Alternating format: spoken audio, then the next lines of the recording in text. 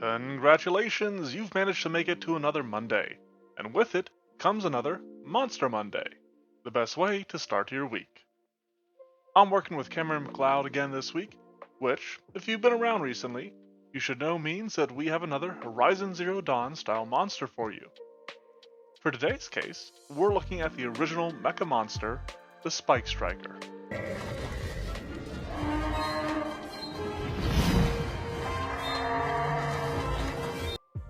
If you like what you see here and you want to see more, do me a favor and drop a like and subscribe. With that business out of the way, let's get into the basics of this bionic beast.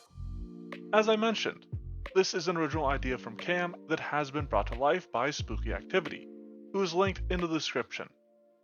Unlike many machines that might have once served a purpose within society, the Spikestriker was intentionally built as a living, is that the right word for machine? Siege engine by Hephaestus. They're meant to crack open defenses so that the other machines can pour in, and I've attempted to design it as such, as this living artillery, living siege engine, however you want to call it. Following along with Cam's design, the Spikestriker is an 11th level creature, and, like the other machines I've already made, it makes use of the construct, robot, and tech traits. It is a basic enough concept that I think we've managed to explore in a fun way.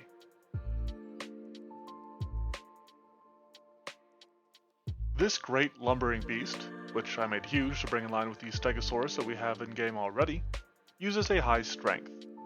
You might think with them being living artillery I would have gone for a high dexterity, which is actually low, but there's a trait to help in that regard, which we'll get into when we get down to its attacks. For now, the Spikestriker uses a moderate constitution, since it is a bit bulkier, while its remaining positive ability score is a meager, lowly wisdom. Its intelligence and charisma are both in the negatives, as they don't really apply to its design. With it functioning as an artillery-type creature, I designed it with a moderate perception score. Its low wisdom keeps it from a higher bonus here, though it does have dark vision to help it launch night assaults. It also only has a single skill, a high athletics that it will make use of when we get down to its strikes again.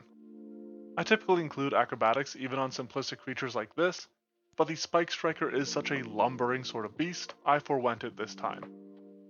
Between its sheer size and low dexterity, the Spikestriker uses only a moderate armor class. This is the broadside of the barn that you should be able to hit.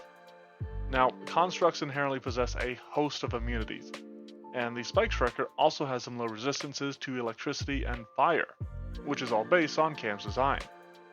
On the other hand, it also has a pretty potent weakness to cold. All of this leads to it using a high pool of hit points. These things are beefy, but aren't too hard to hit, and have vulnerabilities to exploit. For example, they have a low reflex and low will save.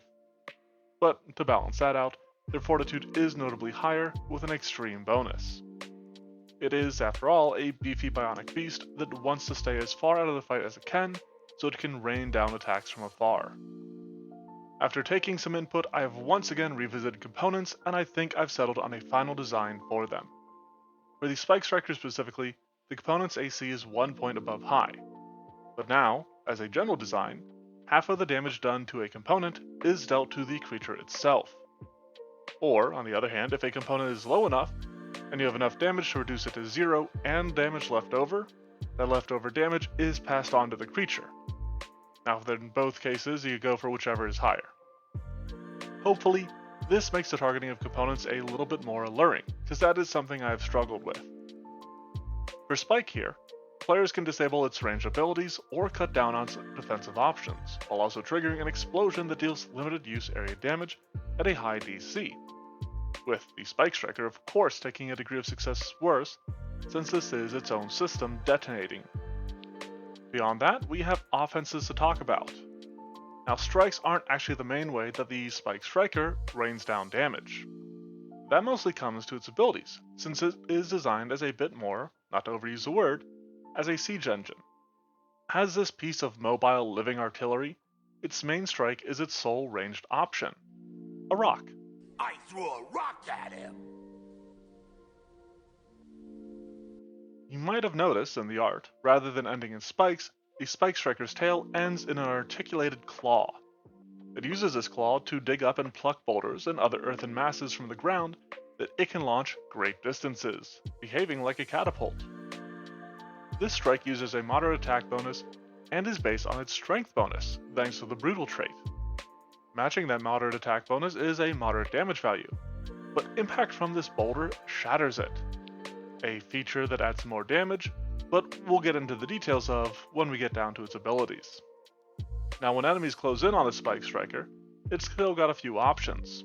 It can stomp on foes with its feet, which use a moderate attack with low damage, to account for its agile trait, and because the Spikestriker is deliberately designed to favor its ranged attacks.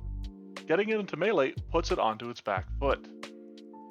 Its final strike is its tail, which has a low attack bonus but high damage, and the improved knockdown ability, which is where its athletic skill comes into play.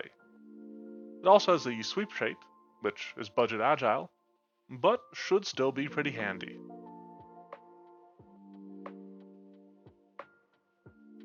I've already mentioned it, so let's start our discussion on the abilities with the Spikestriker's Shatter effect. This is a passive that occurs whenever it makes a rock strike, and it leads to the rock shattering into stony shrapnel that sprays in a small area. This deals below unlimited use area damage at a high DC reflex save, since it can potentially trigger this on every strike, and can potentially make 3 of those in a round, which can get pretty nasty. Another passive effect is Siege Engine, which simply helps the Spikestriker fulfill its role as a piece of artillery, and lets it bypass some hardness of whatever it hits. And that's it, nice and simple. The Spikestriker also has its ranged area abilities. These are kind of its bread and butter. First of them is its eponymous Spike Volley, which launches in a 60-foot cone that deals initially a bit below limited use area damage. Characters can attempt to avoid the damage with a high DC reflex save, dodging the rain of spikes, but failing the saves leaves terrible bleeding wounds. Based on Cam's design, creatures that are left taking persistent bleed damage from this are also fatigued by the excessive hemorrhaging. That feels a bit brutal, so the fatigue condition does end once you manage to stop the bleeding. The Spikestriker is also equipped with a Rocket Strike action, though Cam designed the Spikestriker to be equipped with a different range of armaments, such as ballista or railguns. I mainly designed around these rockets, which essentially just function as a big ol' fireball that forces a high DC reflex save and deals limited use area damage split between the fire and concussive force released by the exploding rockets. Critically failing the save does knock creatures prone, as they are thrown off their feet by the force, and the design behind that is to make it harder for the heroes to close in on this Spikestriker, make them spend more actions just to get up to it, so it has more opportunities to spend time raining attacks on them from afar. However, if the heroes do manage to close that distance, the Spikestriker does have the option to unleash a Pulse Stomp. This releases a shockwave to knock enemies back and an extreme DC Fortitude save, as its effects are limited to knocking enemies back, getting them at range again, and possibly knocking them down. This does include the Flourish trait, which I waffled back and forth on a bit, but I think it is appropriate to keep it from using it multiple times, and do something like get a character in melee to critically fail, push them to the edge of 30 feet, and then hit them with it again, and possibly send them another 30 feet. That is way more than what I want this to do. Now even with all that, if the Spikestriker still can't shake its foes, it has its Dorsal Deflection, which is borrowed from the PF2e Stegosaurus itself, with a few minor changes.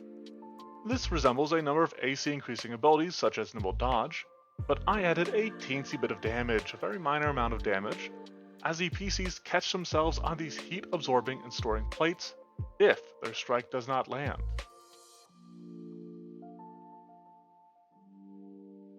With all that said, we've got another Horizon Zero Dawn type creature under our belts. This spike-studded Cybersaurian serves sublimely in shaky sieges, sundering shields and stockades with supreme skill to let its swarming sidekicks seize the split and security of the stronghold. Given the intended purpose and design of the Spikestriker, this creature should be used to attack places that the heroes are defending. It could be part of a larger concentrated effort by the machines to bring down a city's walls. The heroes themselves could be specifically dispatched to get behind enemy lines and take out the Spikestrikers tearing down their defenses. You could also have these somehow taken over by humanoid foes, using them for a similar purpose if you'd like a wider variety of enemies to use in such an encounter.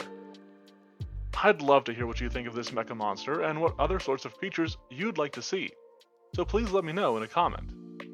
If you want to see the other monsters I made or the D&D version of this monster, provided by Cameron McLoud, check out the Monster Monday blog, which is linked in the description below, along with the Discord and Twitter. Thanks for watching, and have a monstrous Monday. It was a big rock.